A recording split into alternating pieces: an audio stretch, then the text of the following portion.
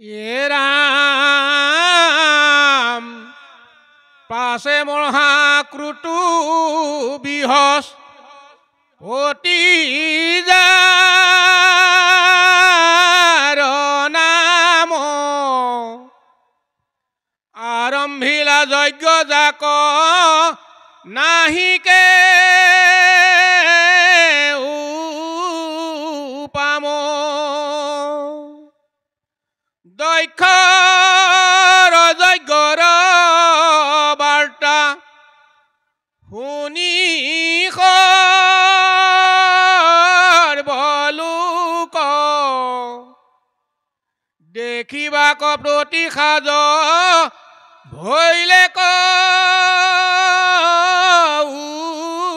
উৎসুক দেৱ ঋষি ৰাজ ঋষি ব্ৰহ্ম ঋষি গণ সিদ্ধ বিদ্যাধৰ আনো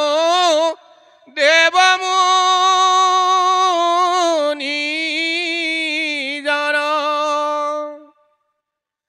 আখিলন্ত পিতৃগণ গন্ধৰ্ব তহিত বসন ভূষণ পিন্ধি ভাইজায়ে সহিত অত চলন্তে আউৰে আউৰত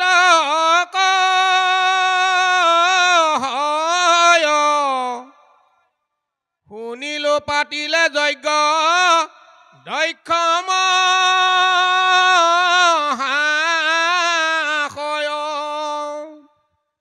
এ ৰাম বৃহস্পতি যাৰ নাম যজ্ঞতে উত্তম আনো এক যজ্ঞ যাক নুহিক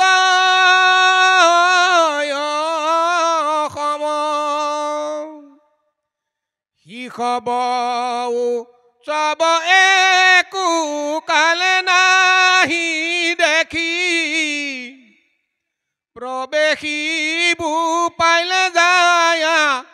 খনি কোনে পেখি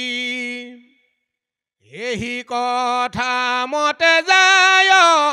চৰি বিমানত স্বামী গণ সমে কইনা গণ পৰ্যন্ত কৃষ্ণ পাছে মহাক্ৰতু বৃহস্পতি যাৰ নাম আৰম্ভিলা যজ্ঞ যাক নাহিকে উপাম দক্ষৰ যজ্ঞৰ বাৰ্তা শুনি সৰ্ব লোক দেখিবাক প্ৰতি সাজ ভৈলেকে উৎসুক যেতিয়া গম পালে গন্ধৰ্বই হওক সিদ্ধই হওক বিদ্যাধৰে হওক পিতৃগণে হওক দেৱৰ্ষি ৰাজৰ্ষি ব্ৰহ্ম ঋষি যত যিমান আছিল যোনে গম পালে যে প্ৰজাপতিৰ ভিতৰত মুখ্য এজনে এনেকুৱা এটা যজ্ঞ কৰিছে যিটো যজ্ঞৰ তুলনা পাবলৈ নাই ইমান সুন্দৰভাৱে গতিকে সকলো তালৈ আহিছে পথত চলন্তে আউৰে আউৰত কহয় শুনিলো পাতিলে যজ্ঞ দক্ষ মহাশয় কথা পাতি আহিছে ইজনে সিজনৰ লগত যে এনেকুৱা পাতিছে এনেকুৱা কৰিছে তেনেকুৱা কৰিছে শুনিছোঁ এনেকৈ গতিকে এই কথাখিনি আলোচনা কৰি আহিছে শিখব উৎসৱ একোকালে নাহি দেখি প্ৰৱেশী পাইলে যায় খানিকো নাপেক্ষী এনেকুৱা উৎসৱ একোকালে দেখা নাই এনেকুৱা মানে আচলতে এনেকুৱা হয় এটা উৎসৱ যেতিয়া আপুনি বেলেগক দেখুৱাবৰ কাৰণে পাতিব তেতিয়া তাৰ বাহ্যিকতা ৰজগুণবিলাক ৰাজসিকতাটো বেছিকৈ দেখুৱাব সাত্বিকতাটো কম থাকি ৰাজসিক বস্তুটো বেছি হ'ব ৰজগুণৰ মূল বস্তুটোৱে হৈছে জাক জমকতা ৰজগুণৰ যিটো বস্তু আছে তাত সাত্বিকতকৈ ৰজগুণটো বৃদ্ধি পায় য'ত খালি দিখাৱাবিলাক বেছি হয় ভিতৰত একো নাইকিয়া হয় আজিকালি অপ্ৰিয় হ'লেও সত্য যিমানবিলাক আমাৰ আগৰ ৰাস বুলি কয় এতিয়া আপোনালোকে বা ভাওনা ইত্যাদিটো আমি প্ৰায়বিলাকত দেখোঁ বেছি জাক জমকতালৈ গৈ আছোঁ ৰাসৰ যিটো সাত্বিকতা এই সাত্বিকতাৰ পৰা কেলিগোপাল নাটভাগ মাত্ৰ থুলমূলকৈ থৈ বিভিন্ন মেলামুখী কৰি পেলাই আমি লৈ গৈছোঁ গতিকে সাত্বিকতাটোৰ পৰা আমি লাহে লাহে আঁতৰি আহিছোঁ যিটো সৃষ্টি কৰিছিল গুৰুজনাই এটা সুন্দৰ ভাৱ লৈ এক শৰণ হৰিনাম ধৰ্ম প্ৰচাৰ প্ৰসাৰৰ অৰ্থে ভাওনাৰ সৃষ্টি, কেলিগোপাল নাটৰ সৃষ্টি, যিমানখিনি তেওঁ অংকীয়া নাট ছখন লিখিছে বা সাহিত্য সংস্কৃতি নৃত্য বৰগীত যত যিমান কৰিছে, মূল উদ্দেশ্য আছিল এটা, এক শৰণ হৰিনাম ধৰ্মটো প্ৰচাৰ আৰু প্ৰসাৰ। সেই অৰ্থে তাত সাত্বিকতা আছে, মূল লক্ষ্য আছিল সেইটো। কিন্তু আমি তাৰ পৰা যেন ক'ৰবাত কোনোবা ফালৰি কাটিছোঁ, আমি জাক জমকতাত বেছিকৈ গুৰুত্ব দিছোঁ, আচল তত্ত্বটোলৈ সোমাব পৰা নাই। ইয়াত এতিয়া যোন গৈছে, দেৱ দেৱতাসকলে কথা পাতি গৈছে বাটত, এই কথা মতে যায় চৰি বিমানত স্বামীগণ সমে কন্যাগণ অপৰ্যন্ত। নিজৰ নিজৰ স্বামীৰ লগত দেৱপত্নীবিলাক তেওঁলোক একেলগে গৈছে। কি হয়নো এয়া এতিয়া তাৰ পাছত কেনেকৈ শিৱৰ পত্নীয়ে শুনি পেলাই কি হ'ব কথাখিনি আহিব, তাৰপিছত আলোচনা কৰিম। কৃষ্ণ। সেই কথা শুনি সতী দক্ষৰ নন্দিনী ভৈলন্ত উৎসুক প্ৰীতি গৃহ যজ্ঞ শুনি দেখন্তে চলয় গন্ধৰ বৰনাৰী গণ পিন্ধি অলংকাৰ ছয় উত্তম বসন পৰম আনন্দে স্বামী সমেৰং কৰি বিমানত চৰি যায় দশো দিশ ভৰি এ কণ্ঠত সুবৰ্ণহাৰ কৰ্ণত কুণ্ডল বান্ধিল সুবেশ কৰি খোপাক উজ্জ্বল কৰত কংকন ৰত্ন মেখলা কিৰীট কটিত সুবৰ্ণ অংগদ কৰে বাহুত ভূষিত ৰামজিতু কৈলাসত সতী দেৱীৰ ভৱন তাহাৰ সমীপে চলে যত কন্যাগণ দেখিয়া সতীৰ ভৈলা উতাৱলচিত ও প্ৰীতি গৃহে যাইব বুলি ভৈলা হৰষিত ৰাম মাতিত নে দয় ভৰি উৎসৱে গোসানী পিতৃৰ গৃহত মহু সব যজ্ঞ কৰি। কৃষ্ণ পদে কৈছে সেই কথা শুনি সতী দক্ষৰ নন্দিনী ভৈলন্ত উৎসুক পিতৃগৃহে যজ্ঞ শুনি। নিজৰ পিতৃঘৰত যেতিয়া যজ্ঞ বুলি বেলেগৰ মুখৰ পৰা গম পাইছে আৰু গম পোৱাৰ পাছতো তেওঁ ভাবিছে মোৰ দেউতাৰ ঘৰত যেতিয়া যজ্ঞ এটা পাতিছে তালৈ চব গৈছে, সেইকাৰণে তেওঁ উৎফুল্লিত হৈছে। পিন্ধি অলংকাৰ ছয় উত্তম বসন, যি য'ত আছিলে সুন্দৰভাৱে বস্ত্ৰ পৰিধান কৰি অলংকাৰ আদি পৰিধান কৰি পৰম আনন্দে স্বামী সমে ৰংগ কৰি বিমানত চৰি যায় দশো দিশ ভৰি। যিমানবিলাক দেৱ দেৱতা আছে দেখা পাইছে পত্নীসকলে সুন্দৰ সুন্দৰ অলংকাৰ পৰিধান কৰি স্বামীৰ লগত গৈছে। কণ্ঠত সুবৰ্ণ হাৰ কৰ্ণত কুণ্ডল বান্ধিল সুবেশ কৰি খোপাক উচ্ছল কৰত কংকন ৰত্ন মেখলা কটিত সুবৰ্ণ অংগত কৰে বাহুত ভূষিত যিটো কৈলাসত সতী দেৱীৰ ভৱন তাহাৰ সমীপে চলে যত কন্যাগণ। দেৱ দেৱীৰ যিমানবিলাক পত্নী নিজৰ নিজৰ স্বামীৰ লগত সুন্দৰ সুন্দৰ অলংকাৰ বসন পৰিধান কৰি কৈলাসৰ কাষেদিয়ে যেতিয়া যোৱা সতীয়ে দেখিছে আৰু কথা পাতি যোৱা শুনিছে যে দক্ষৰ ঘৰত ইমান এটা সুন্দৰ আৰু বৃহৎ পৰ্যায়ত এটা যজ্ঞৰ আয়োজন কৰিছে, গতিকে সতীৰ মন উৎফুল্লিত হৈছে এইকাৰণে যে মোৰ দেউতাৰ ঘৰত ইমান ডাঙৰ উৎসৱ হৈছে। আৰু জীয়েকে মাকৰ ঘৰত কিবা এটা হ'লে বাপেকৰ ঘৰত কিবা এটা হ'লে তাৰ যাবলৈ এটা ইচ্ছা থাকে, আমাৰ আসক্তিটো থাকে, যদিও বিয়া বাৰু দিয়া হয় নিজৰ ঘৰখনৰ প্ৰতি আসক্তি এটা আছে। সেই আসক্তিটোৰ কাৰণে ইয়াত এতিয়া লিখিছে দেখিয়া সতীৰ ভৈলা উত্ৰাৱল চিত্ত পিতৃগৃহে যাইবু বুলি ভৈলা হৰষিত মাটিত নেদয় ভৰি উৎসৱে গোসানী পিতৃৰ গৃহত মহোৎসৱ যজ্ঞ শুনি। যেন মাটিত ভৰিয়ে নিদিব এনেকুৱাকৈ উৎফুল্লিত হৈ আছে, কিয় দেউতাকৰ ঘৰত যজ্ঞ পাতিছে তালৈ যাব। তাৰ পাছত কি হয় এতিয়া ক'ব কৃষ্ণ। হে ৰাম কহো শংকৰত ইটো আনন্দ বাৰ্তাক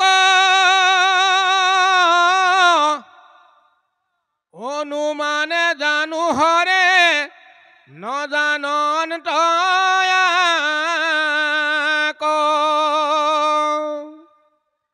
যদি জানিলন্ত কি ক মুত নকহিল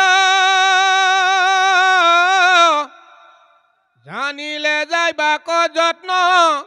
কেনে নকৰিব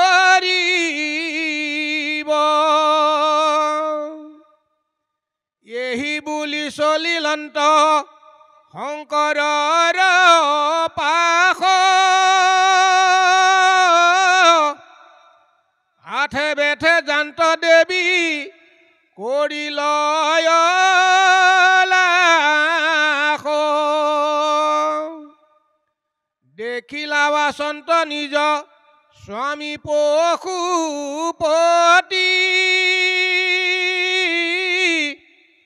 আৰম্ভিলা যজ্ঞ তনু তজু শশুৰে সম্প্ৰতি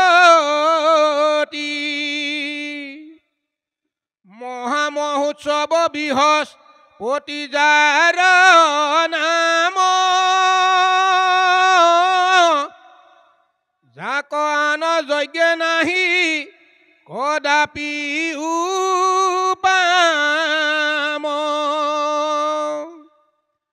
নকৰা বিলম্ব আমি হবু চলি যাওঁ যজ্ঞৰ আনন্দ আজি দেখিবাক পাওঁ যদি বোলা যজ্ঞ কিবা হইলা সমাপতি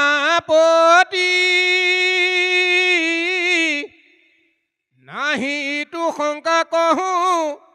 ইহাত যুগুতি যদি সমৰ্পিলা যজ্ঞ পিতৃ প্ৰজাপতি ইদানী কুশলে প্ৰজা দেখিও সম্প্ৰতি কৃষ্ণ সতীয়ে যেতিয়া দেৱ দেৱতাৰ পত্নীসকলক নিজৰ নিজৰ স্বামীৰ লগত সুন্দৰ সুন্দৰ অলংকাৰ বস্ত্ৰ পৰিধান কৰি যোৱা দেখিলে তেওঁৰো মন গৈছে কোৱা কথা বতৰাবিলাক শুনিছে যে মোৰ দেউতাৰ ঘৰত ইমান ডাঙৰ এটা যজ্ঞ কৰিছে সেইকাৰণে তেওঁ মনতে ভাবিছে এই কথাটো নিশ্চয় মোৰ স্বামীয়ে গম নাপায় শংকৰে নিশ্চয় নাজানে জনা হ'লেতো মোক ক'লেহেঁতেন আৰু সেইকাৰণে তেওঁ নিজে আগবাঢ়ি গৈছে ইয়াত কৈছে কহু শংকৰত ইটো আনন্দ বাৰ্তাক অনুমানে জানো হৰে নজানন্ত আক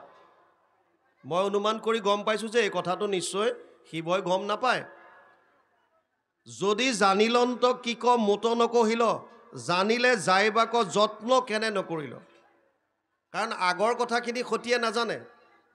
যে এই সভাখনত কেনেকুৱা কি হৈ গ'ল এই কথাখিনি তেওঁ গম নাপায় সেইকাৰণে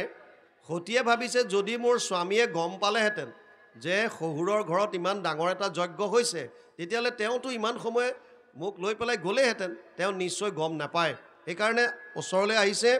এহি বুলি চলিলন্ত শংকৰৰ পাশ আঠে বেঠে জান্ত দেৱী কৰি লয় লাখ দেখিলা আচন্ত নিজ স্বামী পশুপতি আৰম্ভিল যজ্ঞ তজু শশুৰে সম্প্ৰতি আৰু গৈ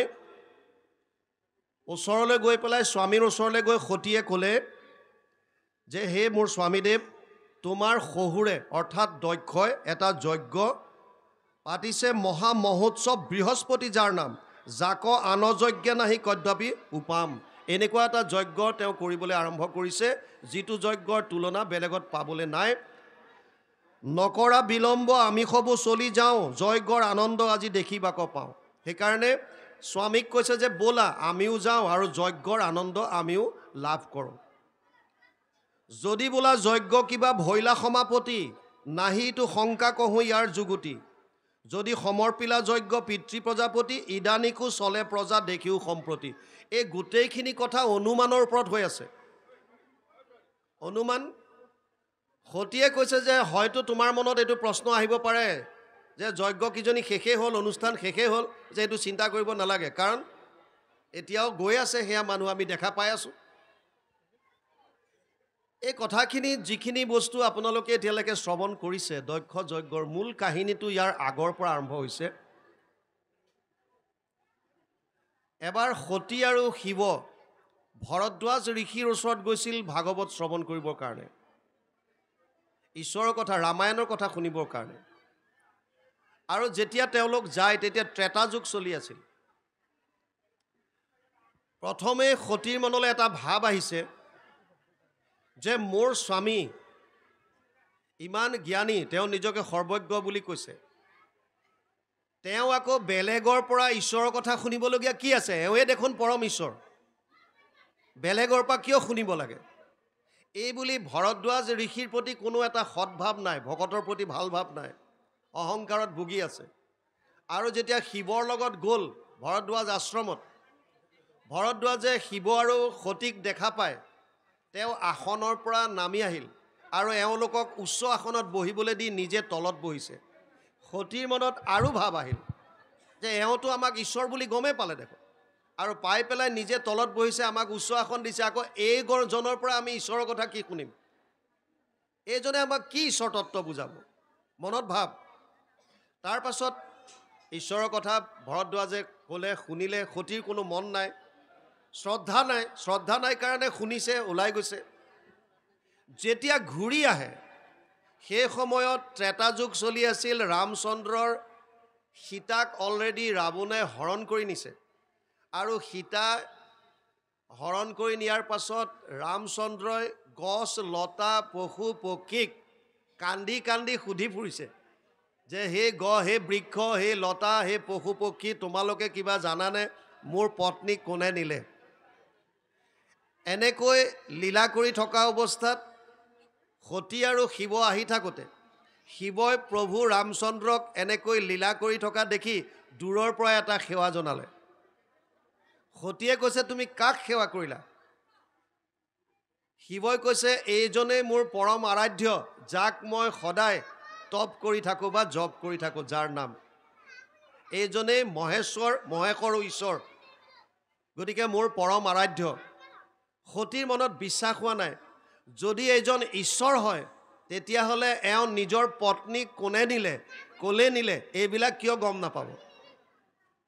সতীৰ মনৰ ভাৱটো, এইজন যদি ঈশ্বৰে হয়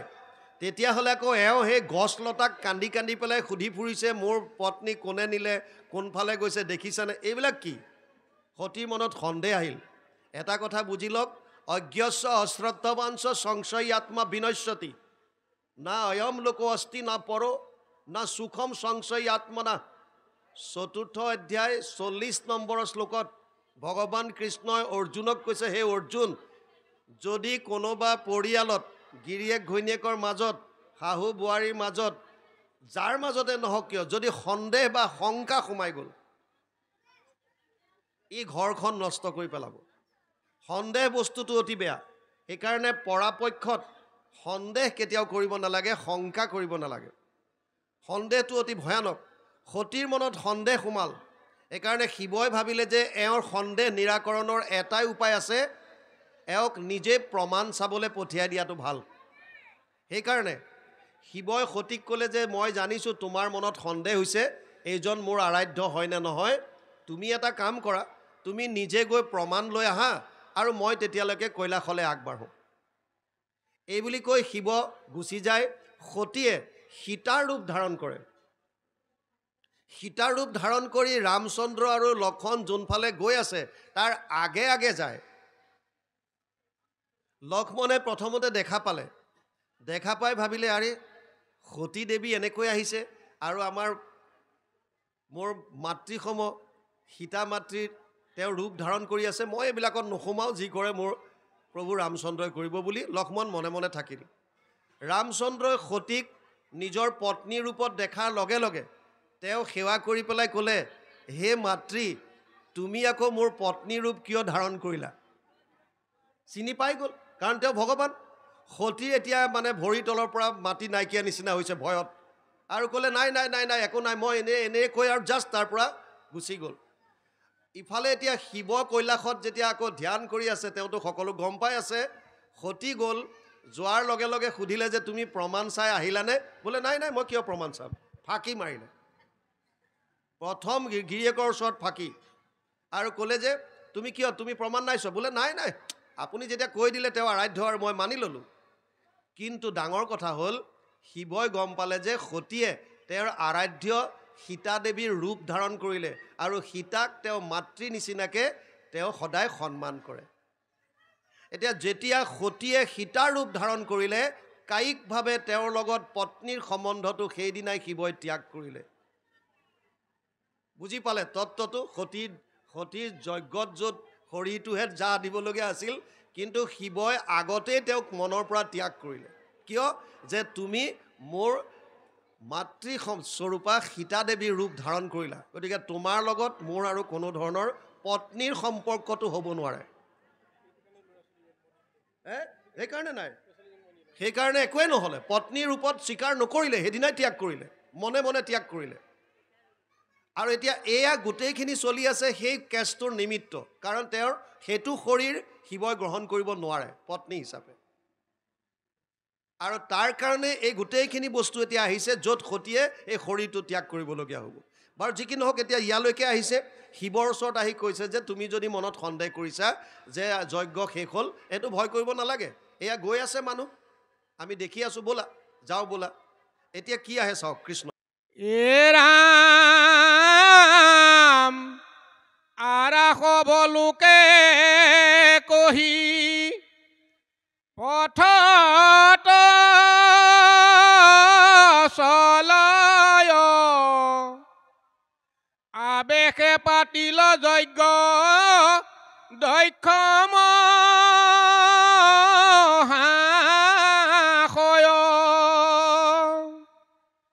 হেন জানি বোলো প্ৰভু উঠাতি লোচন দেখা কন্যা গণ চলে আনু দেৱ গণ বিশেষত জ্যেষ্ঠ মোৰ ভগিনী যতে ক স্বামী সঙ্গে যাইবে জানো হবেও প্ৰত্যেক সুহি দশ বৰদৰ হন অভিলাষে জানো স্বামী সঙ্গে গৈল মনত হৰিষে এ ময়ো তুমি হমে বাঞ্ছা কৰো সেই মতে যজ্ঞৰ উৎসৱৰ হনৰ নিমিতে দেখি বুহি ঠাইতে আনো ভগিনী সমস্ত আনু বন্ধু বান্ধৱ নিশি হবজত মাটিৰ ভগিনী যত সমান ধেমা হৈ তে শম্ভু আশ্ৰয় হেন একথা নহুই সবাতো অধিক মোৰ স্নেহ নিৰন্তৰ নেদেখি আমাক জানো বিকল বিস্তৰ হে ৰাম প্ৰীতিৰ আনন্দ মোক দৰ্শন হেতু হৈব আজি বিস্তৰ সু নিউ কবিষকেতু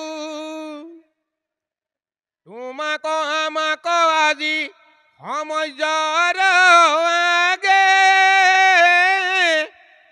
হৰ্ষিবন্ত প্ৰজাপতি পিতৃ মহাভাগে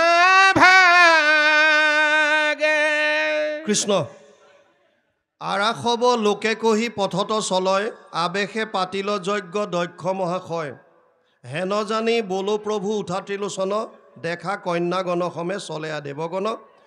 স্বামীক কৈছে যে তুমি চোৱাচোন বাকী সকলোবিলাক গৈছে নিজৰ নিজৰ কৃষ্ণ স্বামীৰ লগত গতিকে আমিও যাওঁ বোলা কিয়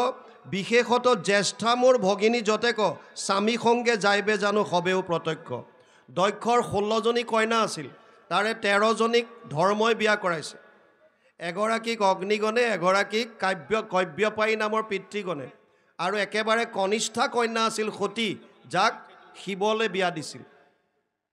এইকাৰণে শিৱই কৈছে মই যদি মাৰ ঘৰলৈ যাওঁ তেতিয়া তাত মোৰ জ্যেষ্ঠা ভগিনীসকলক অৰ্থাৎ বাইদেউসকলক মই তাত লগ পাম সেইটো এটা উদ্দেশ্য আপোনজনক লগ পোৱাৰ ইয়াত কৈছে এতিয়া সুহৃদ খবৰ দৰ্শন অভিলাষে জানো স্বামী সংগে গৈল মনত হৰিষে নিজৰ আপোনজনক তাত দৰ্শন পাব এইকাৰণে ময়ো যাবলৈ ইচ্ছা কৰিছোঁ ময়ো তুমি সমে বাঞ্ছা কৰোঁ সেই মতে যজ্ঞৰ উৎসৱ দৰ্শনৰ নিমিত্তে দেখিব সিঠাইত আনো ভগিনী সমস্ত আনো বন্ধু বান্ধৱ ভিনিশি সবজত আমি যদি তালৈ যাওঁ আমাৰ আপোন আপোন সকলো তাত লগ পাম ডাঙৰ ঘটনা এটা হৈছে আমি যিমানবিলাক কৰ্ম কৰোঁ এই কৰ্মবিলাকৰ মূল লক্ষ্যটো কি উদ্দেশ্যটো কি সতীয়ে যে ইমানকৈ উত্ৰাৱল হৈছে শিৱৰ লগতে আছে যিজন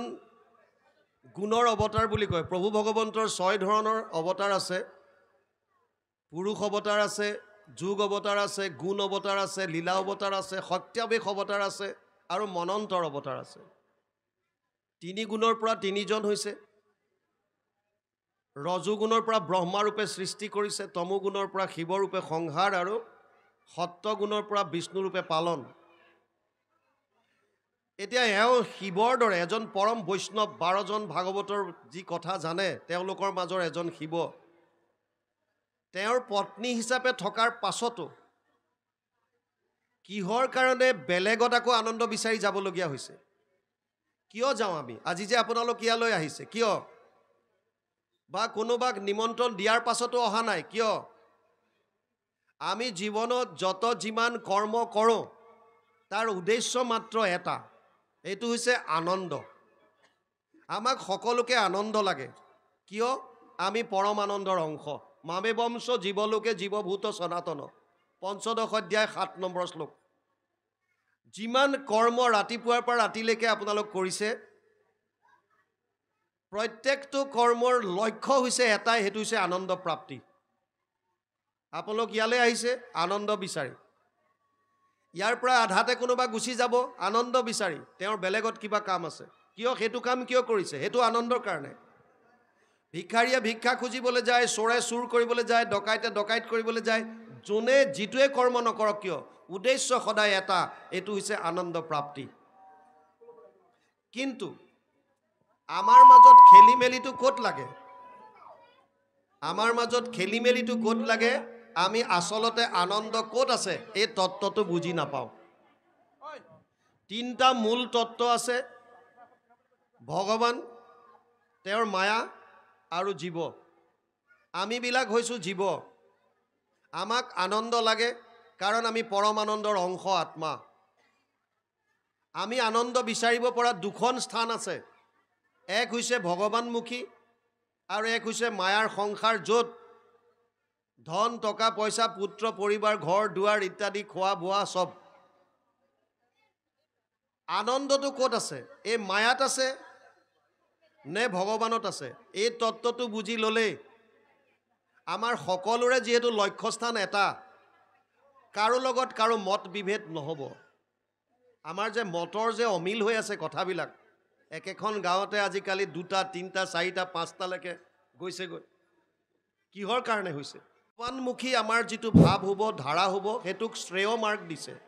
প্ৰেয় মানে প্ৰিয় মানে ইন্দ্ৰিয়ৰ প্ৰীতি সাধিবৰ কাৰণে আপুনি কেৱল আমাৰ 5টা জ্ঞানেন্দ্ৰিয় আছে আমি জ্ঞান অৰ্জন কৰোঁ 5টা জ্ঞানেন্দ্ৰিয়ৰ দ্বাৰা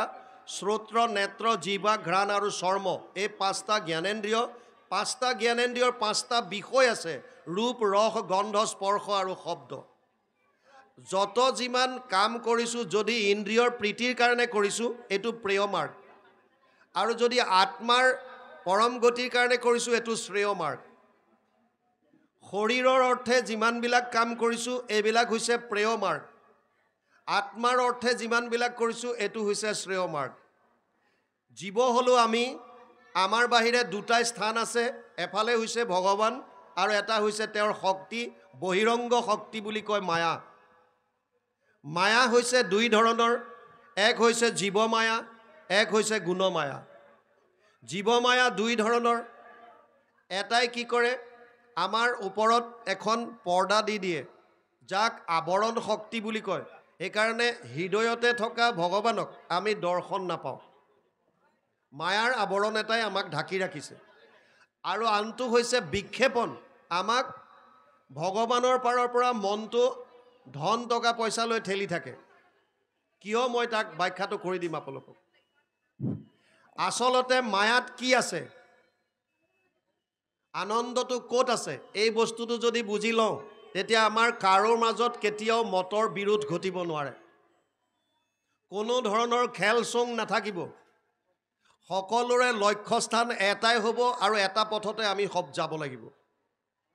কিয় খেলিমেলিটো লাগি আছে আসল আনন্দটো ক'ত আছে আমি এইটো বস্তুটো বুজা নাই প্ৰথমতে বুজক মায়াৰ বিষয়ে চতুশ্লোকী ভাগৱত ভগৱান নাৰায়ণে পদ্মকল্পত প্ৰথমতে ব্ৰহ্মাক 4টা শ্লোকত ভাগৱত দিছিল এইটো আমি সকলোৱে জানো চতুশ্লোকী ভাগৱতৰ দ্বিতীয় শ্লোকটোত মায়াৰ বিষয়ে কৈছিল ঋতেৰ্থে যত প্ৰতীয়ত না প্ৰতীয়ত চাত্মানি তদ বিদ্যাদাত্মনো মায়া যথা আভাসো যথা তম 2:34 দ্বিতীয় স্কন্ধ নৱম অধ্যায় 34 নম্বৰ শ্লোক ভাগৱত অনুবাদ কৰিছে মহাপুৰুষ শ্ৰীমন্ত শংকৰদেৱে দ্বিতীয় স্কন্ধত এই শ্লোকটোৰ ভাঙনি কৰিছে মায়া কি অবস্তুক দেখাওই বস্তু কাবৰি এহিকে মোহৰ মায়া জানা নিষ্ট কৰি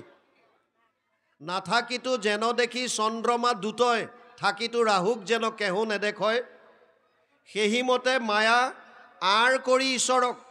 আৱৰণ বুলি কৈছিলোঁ আশাৰ বিষয় সদা দেখাওৱে জীৱক বিক্ষেপণ মায়াই কি কৰে অবস্তুক বস্তু কৰি দেখুৱায় আপোনালোকে জানে মই SSBত আছিলোঁ এছিষ্টেণ্ট কমাণ্ডেণ্ট হিচাপে মই চাকৰি যদিও আছিলে 22ত ভলণ্টিয়াৰ ৰিটায়াৰমেণ্ট ল'লোঁ ভকতৰ লগত থাকিম বুলিয়ে মোৰ জয়ছলমেৰত পোষ্টিং আছিল জয়ছলমেৰ আমাৰ ৰাজস্থানত আছে মৰুভূমি গোটেই বালি আৰু বালি আমি যেতিয়া তাত আছিলোঁ 52 ডিগ্ৰী চেলচিয়াছলৈকে গৰম হৈছিল 52 ডিগ্ৰী ইয়াত এবাৰ 42 ডিগ্ৰী অসমত হওঁতে হাহাকাৰ 52 ডিগ্ৰী চেলচিয়াছত আপুনি যেতিয়া বালিত দূৰলৈ চাই দিব এই গৰম দিনত যেতিয়া প্ৰখৰ সূৰ্যৰ তাপত বালিত যেতিয়া দূৰলৈ আপুনি চাব অলপ দূৰত আপোনাৰ এনেকুৱা লাগে পানীৰ আভাস হ'ব যেন তাত পানী আছে হ্ৰদৰ দৰে লাগে যাক মৰিচিকা বুলি কয় মৃগতৃষ্ণা বুলি কয় আলকতৰা দিয়া ৰাস্তাটো আপুনি খুব ৰ'দ দিলে দূৰলৈ চালে পানীৰ নিচিনা দেখা পায় আপুনি আগবাঢ়ি গৈ থাকিলে সেইটো আগবাঢ়ি গৈ থাকিব কেতিয়াও লগ নাপায় তেনেকৈ অবস্তুক বস্তু কৰি দেখুৱায় কোনে মায়ায়ে সেইকাৰণে মায়াত যদি আপুনি সদায় আনন্দ বিচাৰি ফুৰে তেতিয়া সেই আনন্দ আপুনি কোনো কালে নাপায় কিন্তু তথাপিও আমি মায়াতে বিচাৰি আছোঁ কিয় কাৰণ আমাৰ শৰীৰটোত দুটা আমাৰ মই বুলি কওঁতে ইয়াত দুটা পাৰ্ট আছে এটা হৈছে স্থূল শৰীৰটো আৰু এটা ইয়াৰ ভিতৰত আত্মা 24 তত্ত্বৰ দ্বাৰা গঠিত আমাৰ এই স্থূল শৰীৰ মায়াৰ দ্বাৰা সৃষ্টি হৈছে মায়াৰ 3টা গুণৰ সত্যম ৰজস তমইতি গুণ প্ৰকৃতি সম্ভৱা নিবদ্ধন্তি মহাবাহু দেহে দেহিনাম অব্যয়ম 14th অধ্যায় 5 নম্বৰ শ্লোক গীতা তাত কৈছে হে অৰ্জুন মোৰ 3টা গুণ আছে সত্য ৰজ তম এই 3টা গুণে বিক্ষোভিত হৈ পেলাই মহতত্ব হয় তাৰ পৰা অহংকাৰ তাৰ পৰা পঞ্চভূত তাৰ পৰা 5 তন্মাত্ৰা তাৰ পৰা 5 জ্ঞানেন্দ্ৰিয় 5 কৰ্মেন্দ্ৰিয় মন বুদ্ধি অহংকাৰ 24 তত্ত্বৰ দ্বাৰা আমাৰ শৰীৰটো গঠিত এই শৰীৰটোত মন বুদ্ধি মায়াৰ বস্তু আৰু আত্মাটো ভগৱানৰ অংশ মনে সদায় মায়াৰ ফাললৈ নিব বিচাৰি আছে। মানে মনৰ মূল হৈছে এই সংসাৰখন, ধন টকা পইচা পুত্ৰ পৰিবাৰ ইত্যাদিত আনন্দ আছে বুলি ভাবো। কোনে? মনটোৱে। এইকাৰণে মনে সদায় মায়াৰ সাগৰখনলৈ, মায়াৰ সংসাৰখনলৈ টানি থাকে আমাক। তাৰ বিপৰীতে যিটো শ্ৰেয় মাৰ্গ, যিটো ঈশ্বৰমুখী মাৰ্গ, তালৈ যাবলৈ ইচ্ছা কৰিছে কোনে? আত্মাই। কিন্তু আত্মাই নিজাববীয়াকৈ একো কৰিব নোৱাৰে। আত্মাই ভোগ কৰে 5টা জ্ঞানেন্দ্ৰিয়ৰ সহায়ত। সেইকাৰণে মন বুদ্ধি অহংকাৰৰ থ্ৰুৱেদিহে, মন বুদ্ধিৰ দ্বাৰাহে আত্মাই শ্ৰেয় মাৰ্গত যাব পাৰিব। কিন্তু মনৰ যিটো স্বাভাৱিক যিটো টান, সেইটো আছে মায়াৰ প্ৰতি। গতিকে আমি বেছিভাগ আনন্দটো ক'ত আছে বুলি ভাবোঁ? ধন টকা পইচা, কাপোৰ কানি, ধন টকা পইচা, এইবিলাকতে আমি আনন্দটো আছে বুলি ভাবোঁ। কিন্তু আচলতে ধন টকা পইচা কাপোৰ কানিত আনন্দটো নাই।